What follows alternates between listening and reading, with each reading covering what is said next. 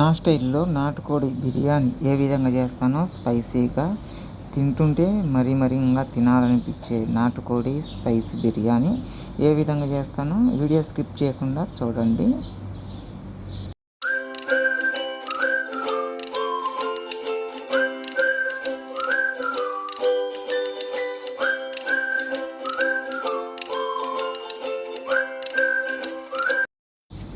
నేను మీ కడప అబ్బాయి. చూడండి, ఈరోజు నా స్టైల్‌లో నాటుకోడి బిర్యానీ ఏ విధంగా తయారు చేస్తానో స్పైసీగా తింటుంటే ఇంకా తినాలనిపించే నాటుకోడి బిర్యానీ చూడండి. ఫస్ట్ వచ్చేసి దబరా అయితే పెట్టాను కదా! దబరా పెట్టిన తర్వాత నూనె ప్లస్ వచ్చేసి నెయ్యి 2 కలిపి వేసుకొని, తర్వాత వచ్చేసి ఎర్రగడ్డలు అయితే 2 గడ్డలు లావుటి వేసినాను. తర్వాత వచ్చేసి కారప్పొడి, గరం మసాలా, పసుపు పొడి ఈ 3 ఎర్రగడ్డలు కొంచెం ఎర్రగా అయిన తర్వాత నేను చూపించిన కారప్పొడి, గరం మసాలా, పసుపు అయితే వేసుకోవాలా.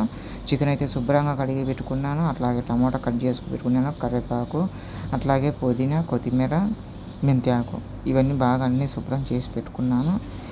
ఈ విధంగా ఎర్రగా వచ్చిన తర్వాత పసుపు, కారం పొడి, గరం మసాలా వేసేసి కొద్దిగా కలపెట్టేసిన తర్వాత చికెన్ అయితే వేసుకోవాలా.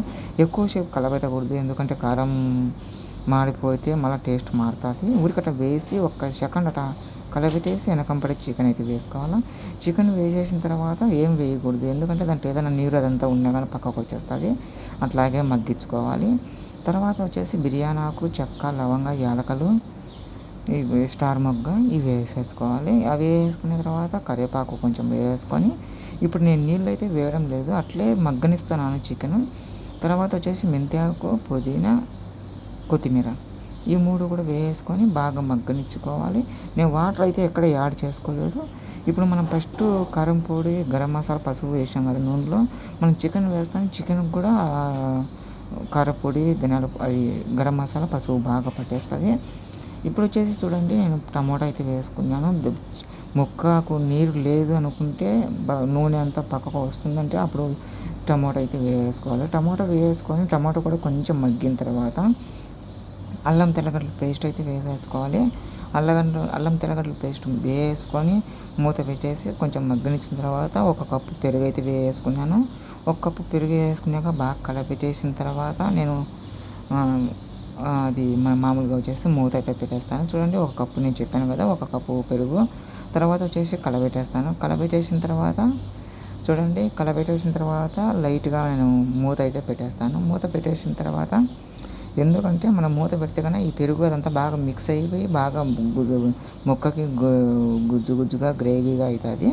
తర్వాత వచ్చేసి మూత పెట్టేసినాం కదా, మూత పెట్టేసిన తర్వాత బాగా మగ్గిన తర్వాత నూనె పైకి వస్తుందనే టైంలో మనమైతే ఎసురుకైతే నీళ్లు వేసుకోవాలి. ఎసురుకి ఎన్ని నీళ్ళు వేసుకోవాలనేది అన్ని వేసుకోవాలి. ఇప్పుడు నాటుకోడి కాబట్టి మనము ఎసురు ఉడికేటప్పుడు మనము వెనకంబడి బియ్యం వేయకూడదు, ఎందుకంటే నాటుకోడి కాబట్టి ఉడకాలి కాబట్టి. మామూలుగా కుక్కర్లో ఫస్ట్ ఉడకబెట్టుకొని తర్వాత వేసుకుంటే ఏమి ఇబ్బంది లేదు. నేనైతే కుక్కర్ వాడలేదు, ఎందుకంటే కుక్కర్లో చేస్తే టేస్ట్ ఎక్కువ కనపడదు, అందుకు డైరెక్ట్గా ఇట్లే చేస్తున్నాను. బాగా ఒక అర్ధగంట సేపు ఉడుకుతుంది మనకి ఇది అనుకుంటే, అది ఉడికింది అనుకుంటే కన్నా తర్వాత వచ్చేసి మనం బియ్యం వేసుకోవచ్చు. అట్లాగే చూడండి, ఒక పచ్చిమిరపకాయలు వచ్చేసి 3-4 వేసుకున్నాను. ఫస్ట్లో వేయలేదు, ఎందుకంటే చికెన్ ఉడుకుతుంది. ఈ పచ్చిమిరపకాయ మామూలుగా మనం ముందే స్పైసీగా చేస్తున్నాం కాబట్టి ఈ పచ్చిమిరపకాయ కూడా ఏమొకరవ పగిలితే కన్నా ఇంకా ఎక్కువ స్పైసీగా అనిపిస్తుందని చెప్పేసి చూడండి, ఇంకా బియ్యం వేసిన తర్వాత మూత పెట్టేసుకొని, నేను వచ్చేసి జ్యూసీగా ఉండాలని చెప్పేసి, ఒక రవ్వ గ్రేవీ లాగా ఉండాలని చెప్పేసి బిర్యానీ పొడిగా లేకుండా ఒక రవ్వ గ్రేవీ లాగా ఉండాలని చెప్పేసి నేను ఎసురు అయితే కొంచెం ఎక్కువ వేస్తాను. ఆ విధంగా అయితే కన్నా మనము తినేటప్పుడు ఒక నెయ్యి వేసుకొని దాన్ని నెయ్యితో పాటు ఏదైనా ఊరగాయ వేసుకొని తినేస్తే సరిపోతుంది. ఇంకా కూర అయితే అవసరం ఉండదు నేను చెప్పే విధంగా. మామూలుగా వచ్చేసి పొడిగా అయితే కన్నా కూర అవసరము. చూశారు కదా, బిర్యానీ అయితే రెడీ అయిపోయింది. చూశారు కదా, నా వీడియో నచ్చినట్టు లైక్ చేయండి, అలాగే కామెంట్ చేయండి, అలాగే సబ్స్క్రైబ్ అయితే చేసుకోండి. సపోర్ట్ అయితే చేయండి ప్రతి ఒక్కరు దయచేసి.